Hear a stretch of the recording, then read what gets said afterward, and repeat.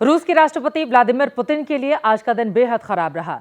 जिन nuclear हथियारों की धमकी देकर पुतिन यूक्रेन को काबू में रखते थे, उन्हें संभालने वाले अफसर को यूक्रेन ने मार गिराया। मीडिया रिपोर्ट्स के मुताबिक पुतिन के घर से महज 7 किलोमीटर की दूरी पर उस अधिकारी को बम से उड़ा दिया गया।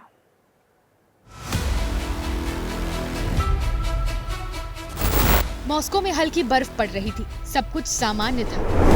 तभी रूस की न्यूक्लियर सिक्योरिटी की जिम्मेदारी निभाने वाले अफसर इगोर किरिलोव एक अपार्टमेंट से बाहर निकलते हैं। किसी खतरे से अनजान वो सड़क पर चलते जा रहे थे,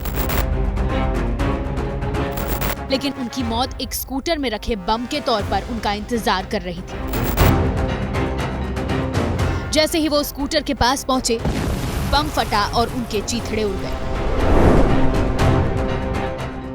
हमले में किरिलोव के साथ उनका असिस्टेंट भी मारा गया।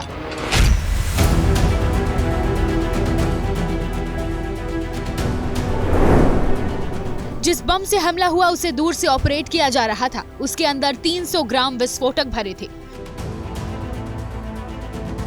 बताया गया कि यह हमला मॉस्को के जिस इलाके में हुआ वो पुतिन के ऑफिस और घर से सिर्फ 7 किलोमीटर की दूरी पर था।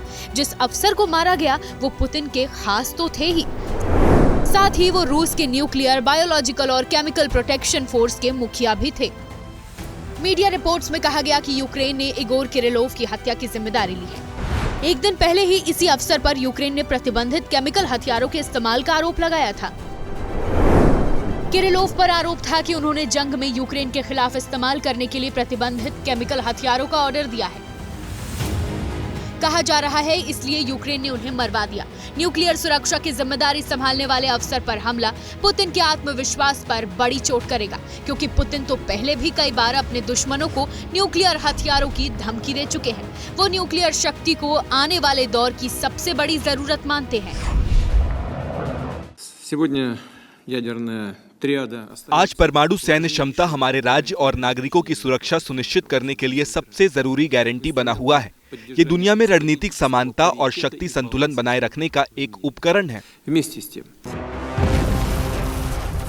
यह हमला पुतिन के लिए मौजूदा समय का सबसे बड़ा चैलेंज होगा। पुतिन के ही देश में उनके घर के पास उन्हीं के अफसर को मरवा दिया गया। अब दुनिया पुतिन के बदले का इंतजार कर रही है। और अब बात करेंगे जस्टिन ट्रूडो की। बीते दिनों जैसी उनकी हरकतें रही, उससे भारत के लोग ट्रूडो से बिल्कुल खुश नहीं। जिन खालिस्तानियों को खुश करने के लिए वो अलग अलग हथकंडे अपना रहे थे, उन्हें सपोर्ट करने वाली पार्टी भी उनसे मुंह मोड़ रही है। बेचारे ट्रूडो, सोचा था कि अपनी नाकामियों से ध्यान भटकाने के लिए दूसरे देशों पर अनाप शनाप आरोप लगाएंगे तो उनकी छवि ठीक हो जाएगी, लेकिन अब वो घर के रहे न घाट के। ट्रूडो को 2 बड़े झटके लगे। पहला, उनके वित्त मंत्री और उप प्रधानमंत्री क्रिस्टिया फ्रीलैंड ने इस्तीफा दे दिया। दूसरा, उन्हें सपोर्ट करने वाली खालिस्तान समर्थक पार्टी के मुखिया ने उन्हें पद छोड़ने को कह दिया है। और करेले पर अमेरिका ने पहले ही नींव चढ़ा रखा है। ट्रंप के बयानों से भी लगता है कि जैसे वो कनाडा से कुछ ज्यादा खुश नहीं। फॉक्स न्यूज के हवाले से बताया गया था कि 29 नवंबर को ट्रंप और ट्रूडो साथ में डिनर कर रहे थे। उस वक्त ट्रंप कनाडा में उनसे सामान लेने पर 25% एक्स्ट्रा टैक्स वसूलने की धमकी दी, जिस पर ट्रूडो ने असमर्थता जताई। तब ट्रंप ने कहा कि अगर कनाडा टैरिफ नहीं दे पाएगा तो उसे अमेरिका का 51वां राज्य बना देंगे और ट्रूडो को उसका गवर्नर। मजाक के लहजे में दी गई ये धमकी सीरियस थी। इसके बाद से ही ट्रूडो के पैरों तले जमीन खिसकी हुई है। ऊपर से ट्रंप के जिगरी यार मस्क पहले ही एक्सपर्ट ट्रूडो की हार की भविष्यवाणी कर चुके हैं। कनाडा के वित्त मंत्री और उप प्रधानमंत्री ने जब इस्तीफा दिया तो ट्रंप की धमकी का जिक्र किया। वो कहती हैं, आने वाली अमेरिकी सरकार 25% टैरिफ की धमकी दे रही है, हमें इसे सीरियसली लेने की जरूरत है। बताया गया कि जब इन्होंने अमेरिकी धमकी पर ट्रूडो के एक्शन प्लान की आलोचना की तो उन्होंने उनसे इस्तीफा मांग लिया। लेकिन विनाशकाले विपरीत बुद्धि वाले ट्रूडो के लिए इससे बड़ा झटका उनकी सहयोगी पार्टी एनडीपी के मुखिया जगमीत सिंह ने दी। जगमीत के पास खालिस्तानी सपोर्टर्स का वोट बैंक है, जिसे साधने के लिए ट्रूडो भी उनका गुणगान करते थे, लेकिन पेट की लड़ाई कट्टरवाद से जीत रही है। ट्रंप की धमकियों के बाद अब जगमीत भी ट्रूडो से इस्तीफा मांग रहे हैं। Today I'm calling on Justin Trudeau to resign. He has to go. Right now Canadians are struggling with the cost of living.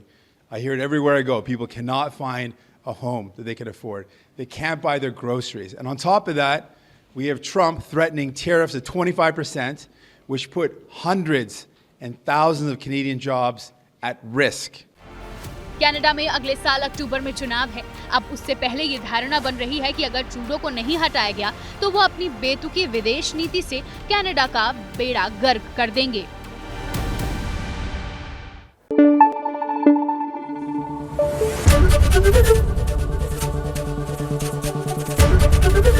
ABP news आपको रखे आगे।